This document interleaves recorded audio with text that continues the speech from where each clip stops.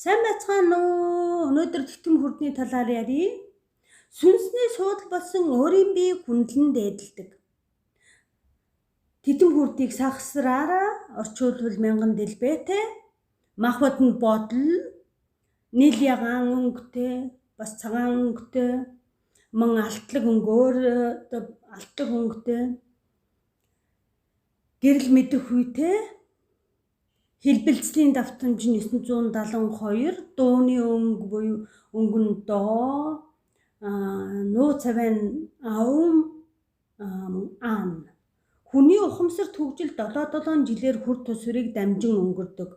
Энэ хүрдний аялал нь 43-аас 49 наснд явж байдаг. Дээд Тэнгэрл ухааны багшийн хэмжээнд очдог. Энэ 49 наснд. Тэгснээр хүн одоо юу хий? Тэтгэм хүрдэндээ хүрнэ гэсэн үг. Яг зам ёсоор явбал хүсэл нь болохоор аливаа зүйлийн далд мөн чанарт нэвтрэх, түлхүүр үгэн сэхээрл, ухаарл, гэгээрл, даалгавар нь болохоор мэдлэг ба ухаарлыг олох. Зулай дээр байрладаг. Тархины дээд хэсэг баруун нүдийг хянахаас гадна зөн совин дээд оюуны үйл ажиллагааг бас хянаж, сэтгүүн дээд үйл ажиллагааг нөлөөлж яадаг. Мэдрэлийн тогтолцоо, тунгалгын булчирхай, дотоод шүүрлийн булчирхай, ясны алдагдсан энергийг сэргээдэг, мөн тархи нугасны үйл ажиллагааг тэнцвэржүүлнэ. Өнчин тархины ажиллагааг одоо бас тэнцвэржүүлнэ. Хүний нүдийг бас сайн болгодог. Ерөнхийдөө мэлвийн хүрд энэ тэтгэм хүрд хоёулаа энэ мэдрэлийн үйл ажиллагаа тэр хамтдаа хариуцж байд юм бэлээ. За хэвийн ажиллагаатай хүрдний түлхүүр зан чанар. Энэ хүрд гэгээрл оюунснаа даалд ухамсартай маш нэгт холбоотой. Энэ хүрдэнд хүрсэн хүн бүх хэмийг одоо дээрээс яг ингээ бүргэд нисэж явахдаа ингээл нөгөө өөрийнхөө анг ингэж хардаг шиг энэ хүрдэнд хүрсэн хүн бүх ахуйг ингээ дээрээс нь нэгэн том цул болгож хардаг. Одоо маш их сүсэг бишрэлтэй болдог энэ хүрдэнд тий. Өөрийгөө нэгэн цул гэж одоо үздэг. Нэгэн юмны цул гэж үздэг. Урам зориг ирч хүч дүүрэн ямар ч бие үзэл эго байхгүй. Эв нэгдлийг эрхмэлдэг. Бүх хүрд эрчмийн орж гарах одоо хаалгууд нь гэж хэлдэг боловч тэтгэм хүрд нь бол мөнхийн хүч далд ухамсарын хаалгууд гэж хэлж болно. За хоосон чанарын ухааныг олж авна. Дотоод ямар амгалан мэдэрнэ. Өөрийн амьдралын утга учир зорилгоо мэдэрдэг. Энэ хүрд өөртөө итгэх итгэл, мөн дэлхийн ертөнцид итгэх итгэлийг бидэнд өгдөг. Энэ хүрдээр дамжуулан дээд тэнгэрээс бид нар мэдээллийг авдаг. Энэ хүрдийг тэнгэрлэг оюун санаа, сансар ертөнцтэй холбох гүүр гэж бас хэлж болно. Энэ хүрд нээгдэхэд хүн гэгээрэлд хүрдэг. Олон зуун жилээс ариуссан Будда сахиулсан тэнгэрийг толгойд алтан цацсан тойрог зурдаг байсан энэ хүрдэнд одоо хурж гэгээрсэн хүмүүсийг тийм одоо алтлаг тийм дугуй цагиргаар төсөөлдөг байсан байна л да. Тийм зургууд юу байдаг шүү дээ, тий. Энэ хүрдний өнгө нь чирнээлэн ягаан. Энэ чирнээлэн ягаанаас цагаан өнгө рүү шилжиж болдог. Энэ хүрдэн хүн өөрийн бие буюу дээд биетэйгээ уулздаг. Одоо нэгддэг. Энд хүрсэн хүний чадвар зөн бэлэг нь одоо гайхамшигтай болж уг хүн одоо гэгэрэлт хүрдээ. Энэ хүрдтэй бид нар нэгдснээр бие махбодын хэмжээсээс бүр өндөр дээд хэмжээс хүрдэг. Цаг хугацаа бодит байдлаас бүр бодол нь хальж хязгааргүй төлөвшилжнэ. Гадаадд байгаа бид нар бол Монголыг одоо бодглоор л одоо бодох сацвал Монгол руугаа нисэж очно л гэсэн үг шүү дээ бодлороо. Харин махан биеийн төлөвт ингэж бид нар аялах юм бол тэгж одоо шууд ингэж очиж чадахгүй. Заавал одоо юу хийм онгоцны билетийн тийз авна. Тэгээ тийзнийхээ дараа хэсэг хугацаа хүлээсний дараа онгоцонд суун ингээ ядарч сүлдсэн амдан Монголд очино гэл тэ. Гэтэл энэ одоо тэтгэм хүрдэд хүрснээр хүн бол бодлоор аялах нь. одоо астрал аял гэж ярьдаг шүү дээ, тий. Одоо астрал аялал хийх юм байна шүү дээ. За хүрд суларсан шинжүүд. Хүрд сулархад тий энэ хүрдний өөрийнх нь дуу, өнгө, загвар нь өөрчлөгдөн жижигэрнэ. Маш жижигэрдэг тий. Тэгээд ингээд жижигэрснээр тэнгэрээс ерөөсөө мэдээлэл авч чадахгүй. Бас өөрийн энэ биеийн одоо энерги бол маш сул одоо тийм ээ сулруулдаг.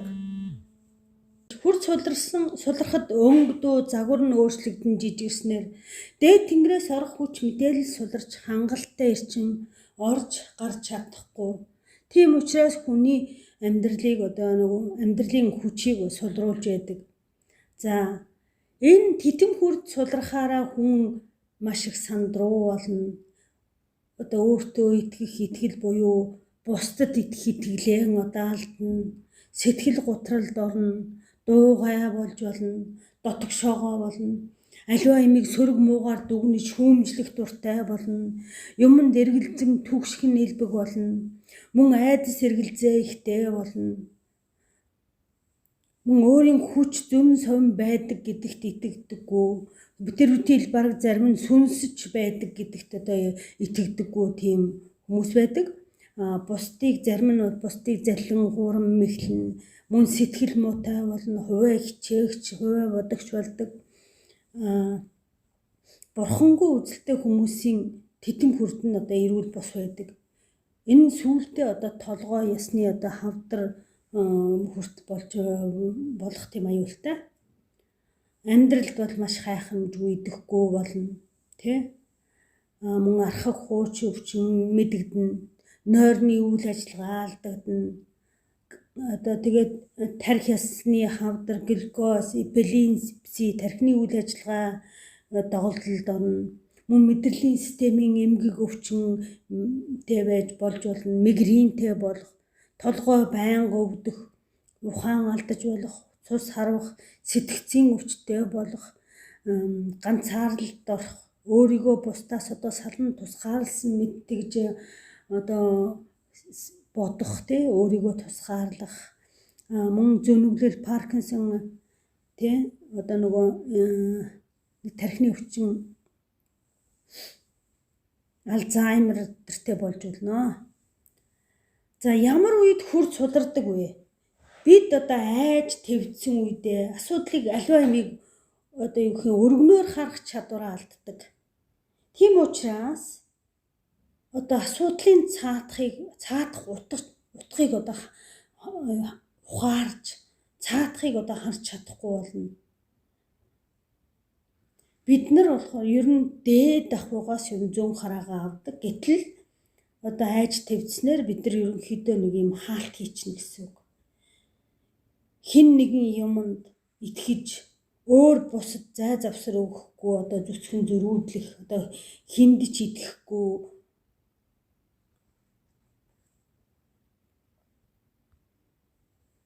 ямар үед хүрд сулардаг вэ? Айж твцсэн үедээ асуудлыг аливаа юмыг өргөнөөр харах чадвараа алддаг учраас уг асуудлын цаадахыг бид нар ер нь харж чаддаггүй. Айсан үедээ хүн ер нь блоклогдчихсан байдаг шүү дээ. Тэгээд бид аливаа нэгэн асуудлыг одоо шийдэхдээ тэр дээд ахуйтайгаа холбогдож тэр зүүн хараагаараа холбогдож ерөнхийдөө бас нэг зөв шийдвэр өдр гаргадаг тал бий. Хэд нэг юмд одоо бүр хит нэг юм гүн орох, хэд нэг юмд одоо итгэх, одоо өөр бусад зүйл буюу өөр бусад юмд одоо зай завсар өгөхгүйгээр одоо зөрүүдлэн итгэх гэсэн үг тий. Тэгэхээр ер нь уян хатан байх хэрэгтэй юм шүү дээ.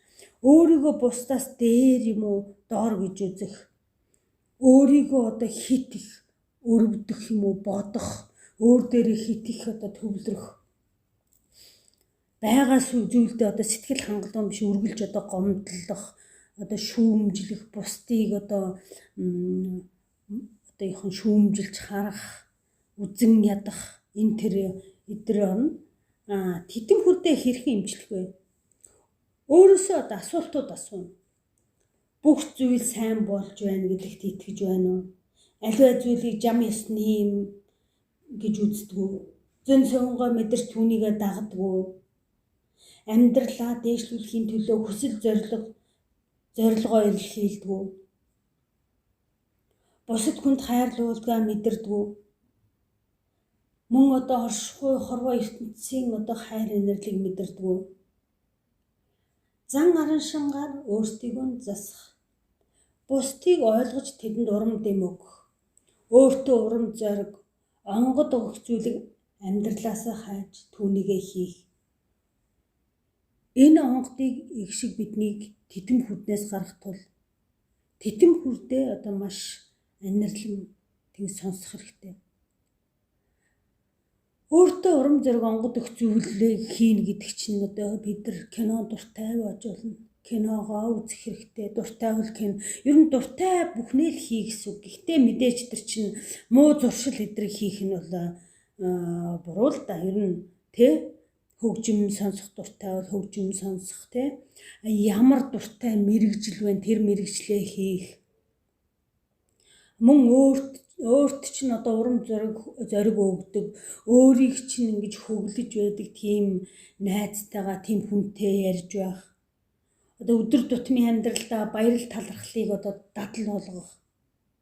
Ямар ч зүйлээс, ямар ч одоо жижиг юмнаас талархлыг олж харах хэрэгтэй. Ингэснээр бидний дотоод үзэл санаа тийм бидний дотоод бүтцэд одоо нөлөөлж өөрчлөгдөнө. Ингэснээр бидний хүрднүүдийг одоо холбох тэр нөгөө сувг нээгдэнэ гэсэн үг. Ингэж нээгдснээр одоо тэр хүрднүүдийн хоорондох эрчим одоо чөлөөтэй урсна гэсэн үг. Тэгээд бас энэ баярлсан талархснаа дэвтэр гаргаж агаад өдөр бүр тэр мэдэрсэн талархууштай зүйл тэдрийг бишиж болно. Бас өөрийн бодлоо шинжих, итгэл үнэмшлээ ажиглах. Одоо бидний одоо итгэсэн зүйл үнэхээр одоо туйлын үнэн мөн үү? Бусдын итгэж байгаа зүйл нь бас туйлын үнэн мөн үү? Бидний итгэж байгаа зүйлийн эсрэгцэл бас үнэн байж болно гэж ингэж харж уян хатан байх хэрэгтэй. Бас аливаа нэг юмыг маш томруулан их томоор ингэж харах хэрэгтэй. Ингэ хэсэгчилж ингэж харах биш те. Титэм хүрдвэл ер нь уйтан бодол ухаанд их дургу. Бүх зүйлийг одоо байж болох юм гэсэн өнцгөөс өөрийнхөө одоо зөн хараагаа ингэж өргөтгөж харах хэрэгтэй. Жишээлбэл одоо өлзий төгсийн аквариум гэж нэг өгүүлэг бий. Тэр их айтайхан шүл их ойлгохоор яг л миний харж байгаа үнэн өөр хүний тэр үнэнтэй заримдаа нийцэхгүй одоо болдог гэсэн тийм жишээг харуулсан өгүүлэг байгаа. Анир чимээгүй газар суух, хэдийгээр титэм хүрдэн дуу авианд нөлөөлөгддөг ч гэсэн нам гүм газар ингэж ганцаараа суугаад өөрийнхөө дотоод дуу хоолойгоо сонсож холбогдоод суух нь одоо титэм хүрдийг нээх тийм сайн имчилгээ болдог. Жишээлбэл тэнгэрт дасгарах тэр гялалтсан одыг ингэ ширтэн суух, шөнийн чимээнд ч юм уу. Гэхдээ шүн гэхээсээ илүү өдөр өрнө байгальд тэгж ганцаараа ингэ суух нь маш одоо сайхан имчилгээ болно. Дуртай зүйлүүдээ хийх түүнийг тэр хийх гэж ярьсан тэрнийхээ одоо жагсаалтыг ингэж бичих өөрөө. Дуртай одоо миний зүйл юу вэ? Тэрнийг бас бичих хэрэгтэй. Өөр бусад хүмүүстэй одоо ер нь ээлдэх харьцах хэрэгтэй. Тэр хүмүүсээ одоо миний одоо энэ энергийн нэг хэсэг. Одоо энэ дэлхий гэдэг энергийн одоо нэг хэсэг нь нэг цул юм. Бид нар бол нэг цул нэгдмэл зүйлийн нэг л юм гэдгийг одоо ухаарах хэрэгтэй. Одоо хүнд тусалчхаад нүдээ ханаад өөрийгөө ингэж мэдрээр сэтгэл чинь ингээд сайхан тавир сайхан гэж нөгөө юм хийчихсэн тэрэндээ ингээд баярлж байгаа тийм мэдрэмжийг мэдрэх болно. Тэр сэтгэл ханамжийг мэдрэх болно. Бидний бие зөвхөн махан биенээс бүрддэггүй. Бас гэрлэн бие бас байдгаа гэдгийг үргэлж одоо санаж явах хэрэгтэй. За төсөөллөөр эмчлэх. Энэ би одоо тэдэм хүрдээ те нээгдэж байгаагаар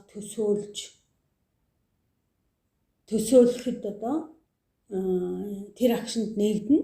Яагаад гэвэл эн чинь эрчмийн бий. Хүрдээ нээж байгаагаар төсөөлөөд хүрдээ ингээ хөлийн одоо нөгөө улын уртын хэмжээтэй томорч байгаагаар ингэж төсөөлөөд түүнийг цагийн зүүнний дагуу ингэж эргэж байгаагаар төсөөлөх хэрэгтэй. Тэ?